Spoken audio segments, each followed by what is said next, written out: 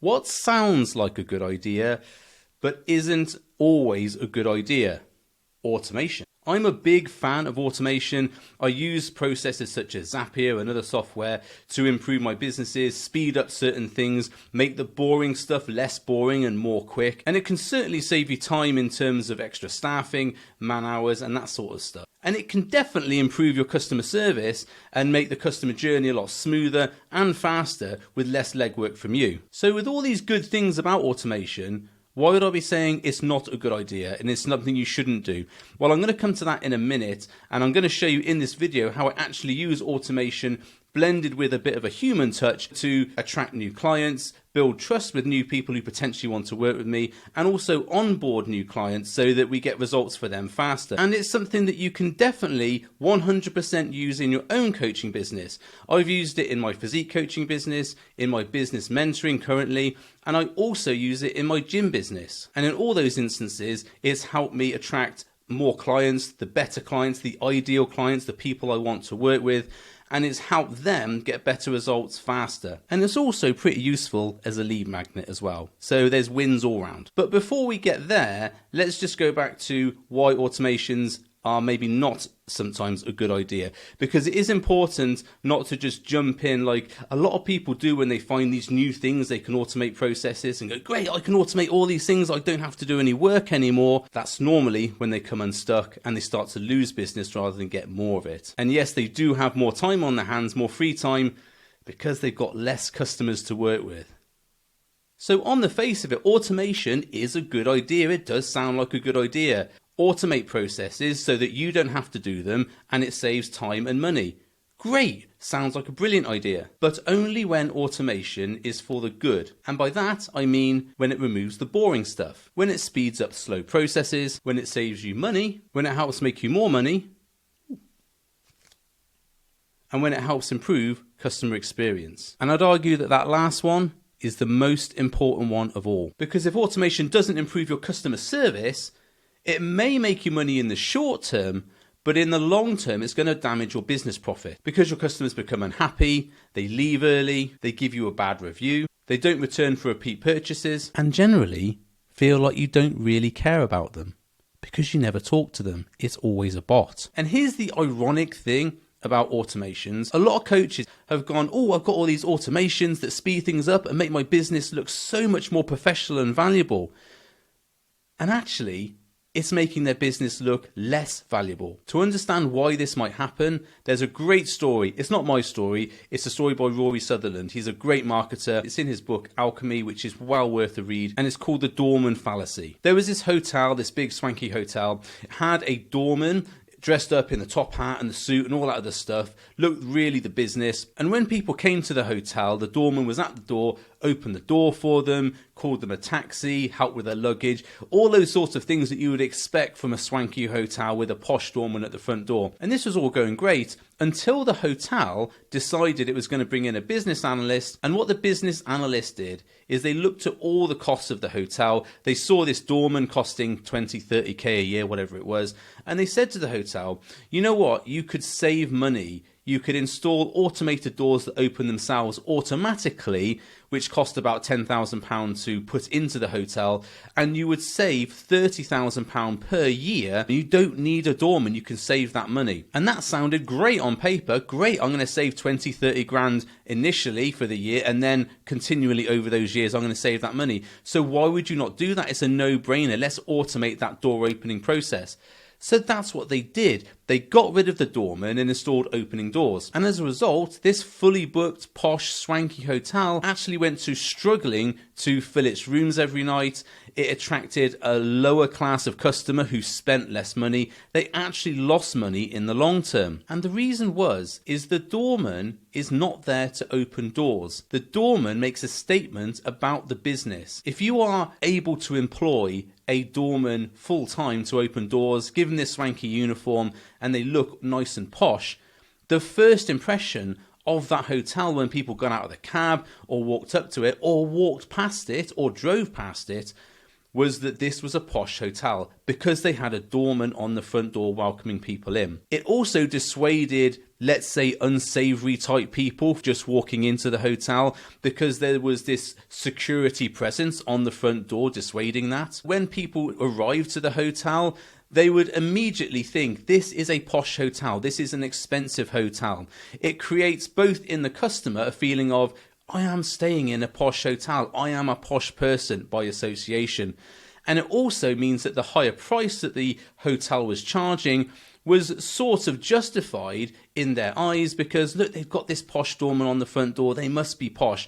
So they were expecting to pay a higher price when they got in there. Now, you may argue that, well, most people book hotels online, and yes, that is true, that's how most of that stuff happens. But if you've booked a hotel online and it seemed expensive when you book, and when you pull up, the first thing you see is this posh doorman, it immediately solidifies that decision you've made in, oh, this was money well spent. Look, it must be a posh hotel. So this is going to be value for money. I've spent money wisely here. Now, it probably wasn't just the doorman leaving that created the downfall of this hotel, because the business analyst was probably looking all over the hotel at ways of penny pinching and saving money and automating all these things that really shouldn't have been automated. The problem is the analyst did not understand why the doorman was there in the first place.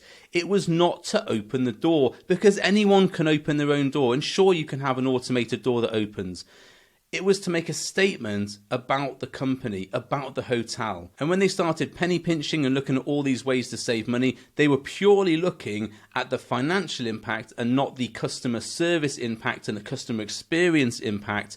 And that is what led to this hotel losing money, losing profit, and going downhill. And the same can happen in your coaching business if you're not careful and you look at automating everything to make your life less busy or make your life easier. Some things should not be automated, and some things you really need to get in there and deliver that human touch, so the people who are buying your coaching and potentially working with you or working with one of your team will think, I've spent my money wisely here, this is a good purchase. Now, the way I see it, where you should use automation is where the customer is not going to see it in action. And that also counts as if they're going to notice if something is missing because you've automated it. For example, an automation process where the customer wouldn't notice or care that it was automated was if someone signs up to your coaching, you have, say, a cart software or a landing page with a thing you fill in the details for. They fill in their details. It then goes straight to an email, which sends them an automated email. It says, hey, welcome to my coaching.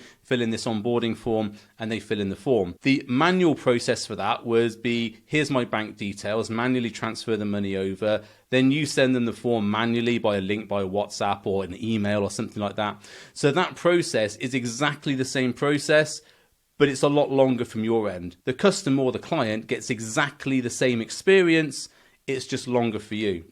And that's how you should think about automations. It's when the customer gets exactly the same experience they would from a manual, from your human touch, or it's better for them to get it that way. An example of when automation maybe shouldn't be used is if a customer's got a problem or an issue they need help with, they have to fill out this automated 20-question form, which then goes to an email, and they get an automated reply, and then your chatbot pops up and says, hey, can I help you solve these questions? Here's some popular things. We've all been in that situation, and it's like, no, I want to talk to a human right now. I've got a problem. I don't want to go through your AI, which is completely unhelpful. And people will talk to chatbots to a degree, but if they've got a problem they need help with, and your response is to divert them away from actually getting to talk to you and trying to divert them with some automated stuff, that's potentially not going to give them the good customer experience they want, because if someone has a problem, they want it solved as soon as possible. Automation in that sequence can potentially slow it down, which makes the customer experience worse, and you get bad reviews, they leave, they're unhappy, etc., etc., etc. An example of this is a lot of people are using ManyChat now for their automations with Instagram and Facebook. I used ManyChat about 10, 15 years ago when it first came out. That's how old I am. And I stopped using it because of some issues with like data privacy and stuff like that. Now they're fixed, so it's a much better program to use. And how ManyChat can help your coaching is if, say, you do a post about, hey, this is about weight loss or something like that. Would you like some help with your weight loss? Comment weight loss, and I'll get right back to you. And what ManyChat does, amongst other things, is it can pick up comments. So if someone says weight loss, in the comments, it can pick that up and send them an automated message to say, hey, thanks for commenting. Here's the thing that you asked for. And you can easily send new clients or new potential clients your lead magnet or your free trial or those sorts of things. It's a really, really good system for doing that, because if somebody wants the thing to help them, they're going to want that thing immediately. And most of my lead magnets or free trials are done this way. I have a post which says comment below, or if it's an advert, learn more, click here, whatever. And as soon as that happens, the automated bot picks that up and says, hey, thanks for commenting. Tom's not here at the moment, but I'm his AI bot.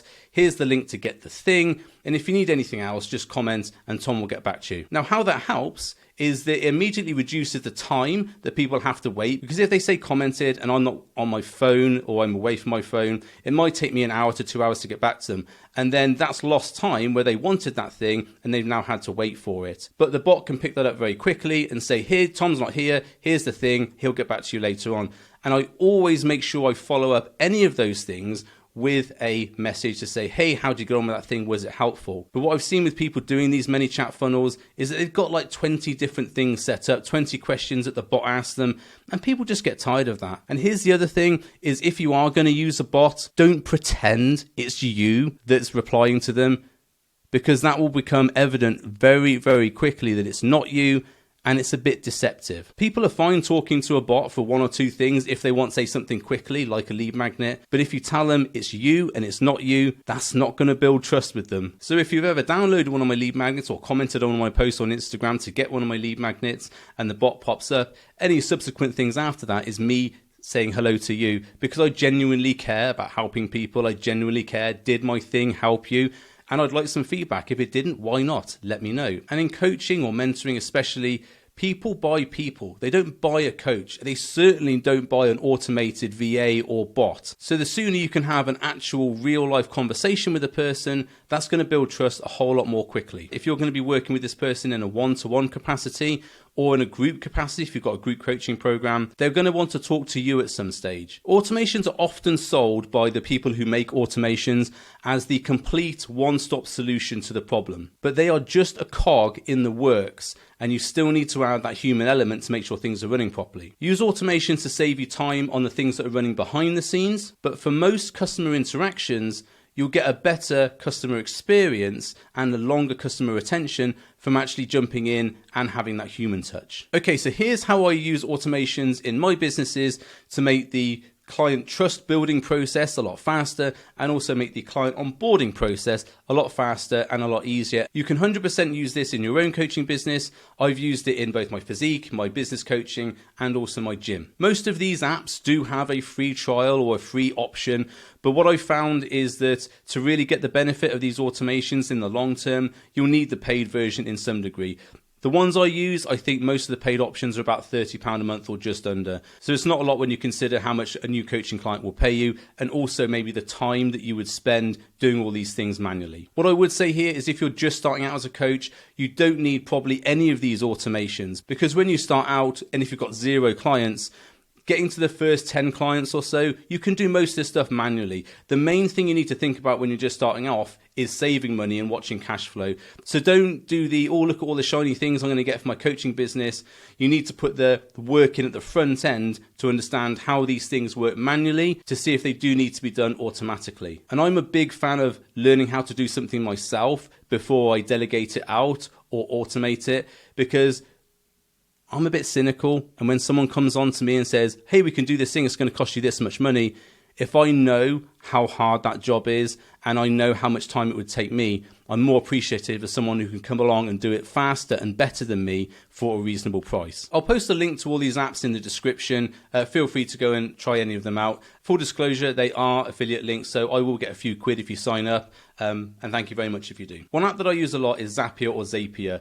It's an app that links other apps together, so it's quite useful for, say, programs that don't talk to each other. There's some really good, say, smaller programs that don't have this automated integration with these programs, and that's where Zapier comes in. It allows a talking point between the two apps so that you can send data from one to the other. An example of this would be if someone signs up on Stripe, pays you money on Stripe, you can get their data, such as their email address, their name, phone number, etc., and chuck it straight into your email software using Zapier as an en route. And then you might be thinking, oh, why don't I get just a program that does all these things, takes the payment, sends the emails, does the marketing, blah, blah, blah, blah, blah.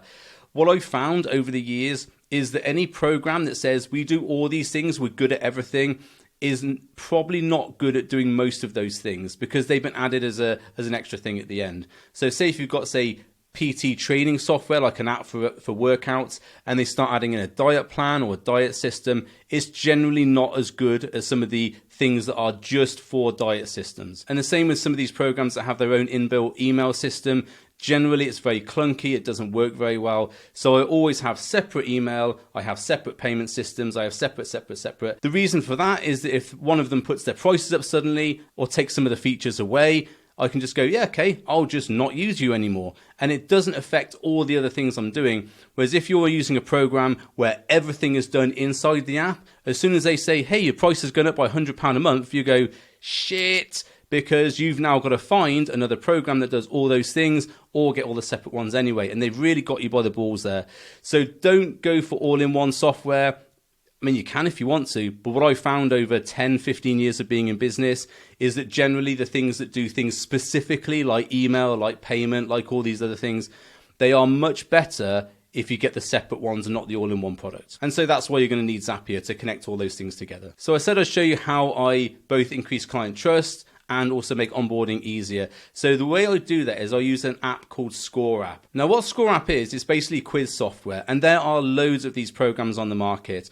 I've used Score App for maybe 6 or 7 years. I've looked at others. I've not found them to be any better. Certainly some of them are a lot worse. But Score App does work very well. You can set up quizzes very quickly and also get that data and send it over to your email system and other things in order to process more data about your clients or future clients. So how does this work in practice? I'm going to put a link in the description to my fitness business MOT. It's a quick 5-minute test that both new clients and also potential clients can fill in.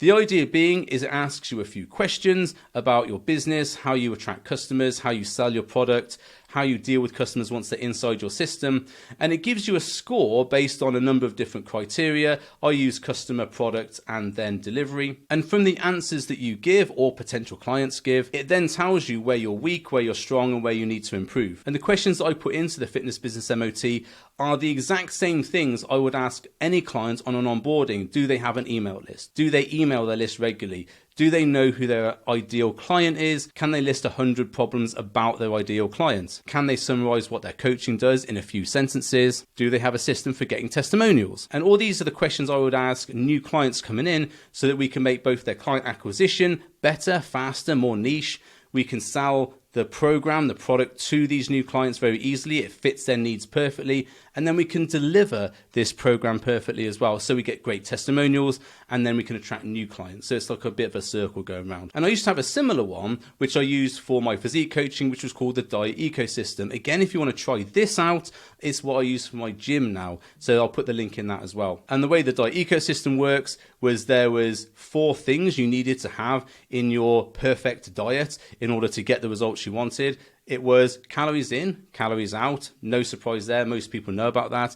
But there was also the internal and external influences. So your environment, which affects you, and also your internal monologue, your brain pushing you off your diet.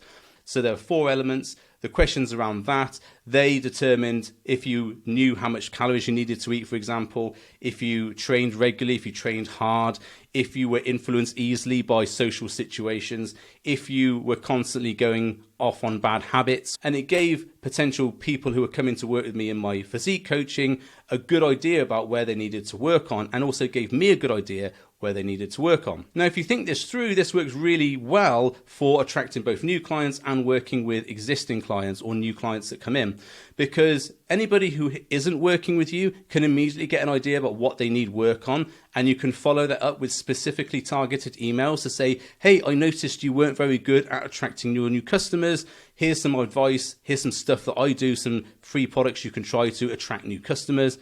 And also new clients who come into the mentoring program, we can sit down, look at all their answers and say, look, do you know what? I can see here that you don't have a process for onboarding your new clients. So it feels a bit scrappy. Maybe we should put some automations in there. Maybe we should do this. Maybe we should do that. Because normally you would sit down with a client and ask them a load of questions or have an onboarding form. That's pretty boring and it can take loads of time and people don't like filling that out. But if you have something that gives them a score and a quiz and actually rates them on what they're doing, they can see straight away and they get buy-in from, yeah, I can see that I need to improve on that thing. But the problem is that people would fill in this thing in Score App and it didn't link directly with my email because I use MailerLite. So what Zapier does is as soon as someone has filled in the fitness business MOT and has opted to give me their email address so I can send them a follow-up email with some advice, all that information, their email, their name, and some of the key things about their lowest score, their highest score, all those things can go into my email. And that allows me to send them a targeted email to say, hey, I see that you weren't very good on creating content.